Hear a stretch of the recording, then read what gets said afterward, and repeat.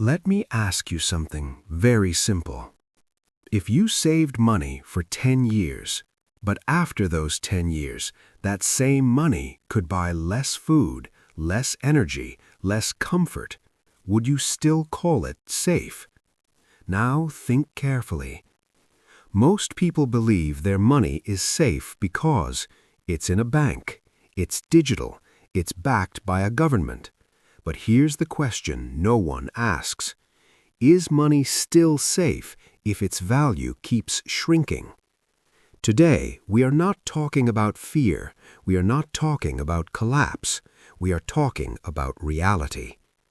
Inflation is not an accident. It is part of the modern financial system. So the real question becomes, in a world where cash and digital currencies lose value over time, what is the safest way to protect wealth? The answer is not new. It is metal. Inflation is often misunderstood. People think inflation means prices are going up, but inflation really means money is buying less than before. That's all. Your money still exists, the numbers don't disappear, but the purchasing power slowly fades. Ask yourself, why did food cost less 10 years ago? Why did houses cost less? Why did education and healthcare become expensive? It's not because things magically became better, it's because money changed. Important question for you. If money loses value every year, is holding money really the safest strategy? Let's be clear. Cash and digital money are useful, they are necessary, they are part of modern life, but they are not stores of long-term value. Why? Because they are created by policy, expanded by printing, controlled by systems. Digital money may look modern, but it is still fiat currency. Whether it's paper or pixels, if it can be created infinitely, it cannot protect value permanently. Ask yourself, has any paper currency in history survived forever? History answers that for us.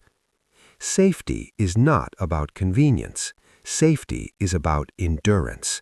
A safe store of value must survive inflation, survive political change, survive technology shifts, survive time. That's a high standard. Very few things pass that test. One category does: metals. Metals are different. They are not promises, they are not contracts, they are not systems, they are physical reality. You don't need internet, banks, trust in institutions. Metals exist on their own. That is why for thousands of years civilizations trusted metals when currencies failed, not because metals are exciting, but because metals are reliable. Ask yourself, why did every ancient civilization use metal as money? Why do central banks still hold gold today? The answer is simple: scarcity plus durability plus universal value. Gold is not about growth. Gold is not about speed. Gold is about preservation. Gold does one job extremely well. It protects purchasing power over long periods of time. Gold cannot be printed. Gold does not corrode. Gold does not depend on technology. That's why central banks hold it, nations respect it, investors trust it. Gold is not outdated. Gold is timeless. Silver is unique. It shares history with gold, but it also plays a role in the future. Silver is both a store of value and a critical industrial metal. Silver is essential for solar energy, electric vehicles, electronics, medical technology, AI hardware. Ask yourself, do you think technology will use less silver in the future or more? As the world becomes cleaner, smarter, and faster, silver becomes more important. That's why silver is not just protection, it's protection with opportunity. Copper doesn't store value quietly like gold. Copper moves value. Copper carries electricity. Copper connects systems. Copper builds infrastructure. Every modern system depends on copper. Power grids, charging stations, data centers, smart cities, renewable energy. An electric vehicle uses multiple times more copper than traditional cars. Now ask yourself, will the future use more electricity or less? The answer is obvious. That's why copper is often called the metal of growth. Inflation increases building costs, energy costs, infrastructure costs. All of these use metals. As prices rise, the replacement cost of metals rises too. This is important. Metals don't fight inflation emotionally, they fight it structurally. They are part of the real economy. The safest strategy is not all cash, all crypto, all stocks, all metals. The safest strategy is balance anchored in reality. A strong safety foundation includes gold for protection, silver for balance, copper for future demand, some cash for flexibility. This structure resists inflation, survives change, reduces dependency on systems. This is not about fear. This is not about collapse. This is about thinking long-term. Human progress requires energy, materials, infrastructure. Silver and copper support progress. Gold protects value during change.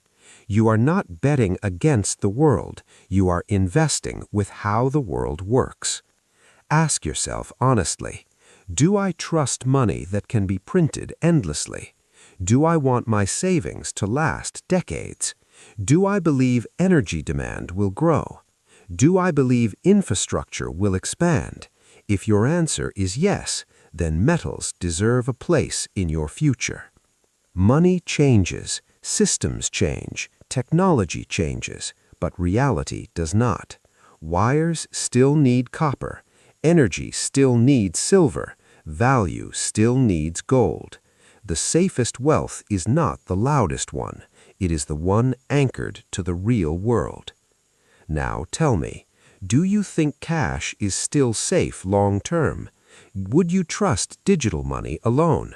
Or do real assets make more sense to you? Comment below. Let's discuss. Before you leave, let me ask you something. Did this video help you think differently about money, inflation, and real assets? If yes, then share this video with one friend, someone who is worried about the future of their savings, someone who wants to think long-term, not short-term. And if you haven't already, subscribe to this channel, because here we talk about real value, real assets, and smart future investments, not hype. Now here's something important.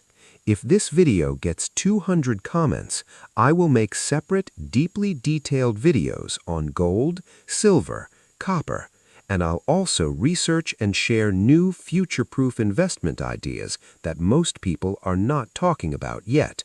So comment below, what metal do you want a deep video on first? Or what investment topic worries you the most right now? Your comments decide the next videos. Share, subscribe, comment, and let's prepare for the future, calmly, intelligently, and wisely.